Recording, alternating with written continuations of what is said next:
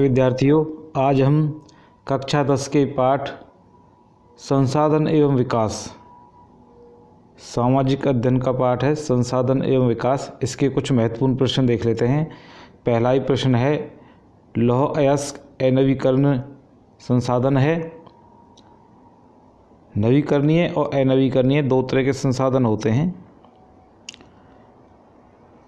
नवीकरणीय संसाधन वे संसाधन होते हैं जिनको हम एक निश्चित समय के बाद पुनः पूर्ति की जा सकती है या फिर से उपयोग कर सकते हैं, वो तो नवीकरणीय होते हैं। जैसे जल है, वन है, ऊर्जा है, पवन है। और लौह अयस्क है जो ये अनवीकरणीय है, इसकी पुनः पूर्ति नहीं की जा सकती। जैसे कोयला है, खनिज तेल है। अगला प्रश्न है, भूमि एक नवीकरण योग्य प्राकृतिक संसाधन है। आयु के आधार पर मृदाएं, जलोढ़ मृदाएं दो तरह की होती हैं। जलोढ़ मृदाएं हमारे उत्तर भारत के मैदान में विशेषतः जलोढ़ मृदा पाई जाती है। जलोढ़ मृदा दो तरह की होती है, तो खादर और बांगर। खादर नवीन जलोढ़ है। खादर में मिट्टी के बारीक कण पाए जाते हैं और बांगर के अपेक्षा यह ज़्यादा उपजाऊ होती है। और जो बांगर है यह पुरानी जलोढ़ है, इसमें कंकड़ अत्यधिक मात्रा में कंकड़ पाए जाते हैं। अब देख लेते हैं हम संसाधन क्या होता है। संसाधन किसे कहते हैं? कोई भी भौतिक पदार्थ जो मनुष्य के लिए उपयोगी तथा मूल्यवान हो, संसाधन कहलाता है। कोई भी भौतिक पदार्थ जो मनुष्य के लिए उपयोगी तथा मूल्यवान हो, संसाधन कहलाता है। संसाधनों का वर्गीकरण चार तरह से किया गया है। एक तो उत्पत्ति के आधार पर जैविक तथा अजैविक, और समाप्यता के या समाप्ति के आधार पर नवीकरणीय व अनवीकरणीय, और स्वामित्व के आधार पर व्यक्तिगत, सामुदायिक, राष्ट्रीय व अंतर्राष्ट्रीय, और विकास की अवस्था के आधार पर संभावी, विकसित, भंडार व संचित कोष। सभी स्टूडेंट्स इन प्रश्नों को लिखेंगे और याद करेंगे। अगला प्रश्न है, नवीकरणीय संसाधन, अनवीकरणीय संसाधन। जो संसाधन एक निश्चित समय के बाद फिर से प्रयोग में लाए जा सकते हैं, पुनः पूर्ति की जा सकती है। जैसे जल, वन, ऊर्जा, पवन।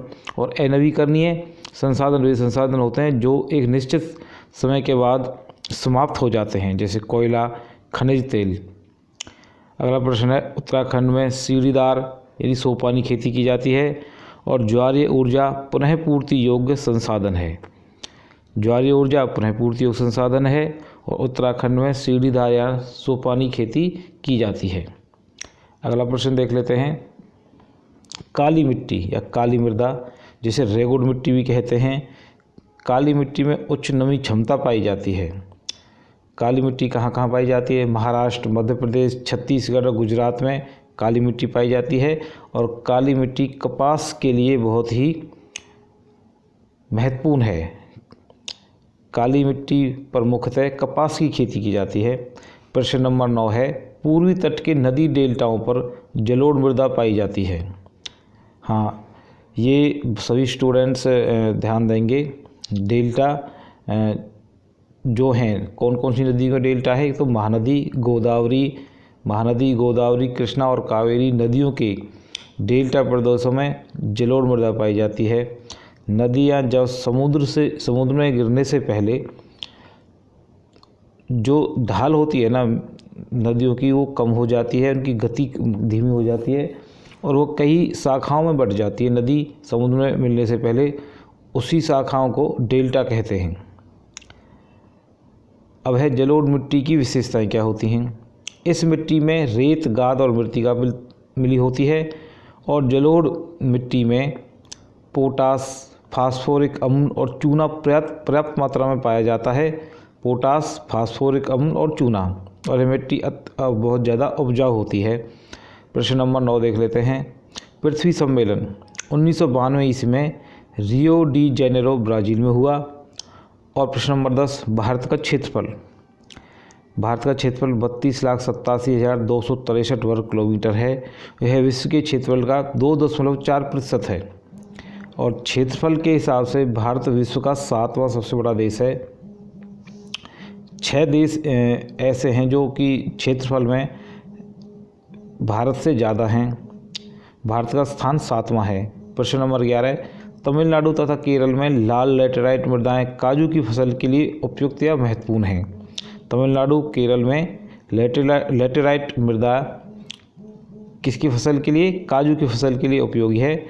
और प्रश्न नंबर 12 है, मिजोरम में 10% से भी कम क्षेत्रफल, जो जितना भी भू क्षेत्र है उसका 10% से भी कम क्षेत्र पर खेती की जाती है। और पंजाब हरियाणा में 80% भूमि पर कृषि की जाती है। और राष्ट्रीय वन नीति 1952 के अनुसार देश के 33% भूभाग पर वन होने चाहिए, लेकिन ये 33% भूभाग पर ना होकर 19 या 21% भूभाग पर अभी वन हैं। अगला प्रश्न है, धातुएं पुनः चक्रीय संसाधन हैं, वे अजैव संसाधन भी हैं। पुनः चक्रीय हैं, धातुएं पुनः चक्रीय हैं और अजैव संसाधन हैं। जैव संसाधन नहीं है, जीवन नहीं होता इनमें। जैव संसाधन कौन से होते हैं? जो ग्रोथ करते हैं जैव संसाधन कहलाते हैं। और जैव संसाधन कौन कौन से हैं? जैव संसाधन में मानव, वन्य प्राणी, वनस्पति, पशु व मछलियाँ जैव संसाधन में आते हैं। और सेलें और धातुएं अजैव संसाधन हैं। और धातुएं पुनः चक्रीय संसाधन भी हैं। एक बार और हम देख लेते हैं प्रश्न, और बहुत इम्पोर्टेंट प्रश्न है। हमारे जितने भी धरती है उसमें 43% पर मैदान पाए जाते हैं, 30% पर पर्वत और 27% पर पठार पाए जाते हैं।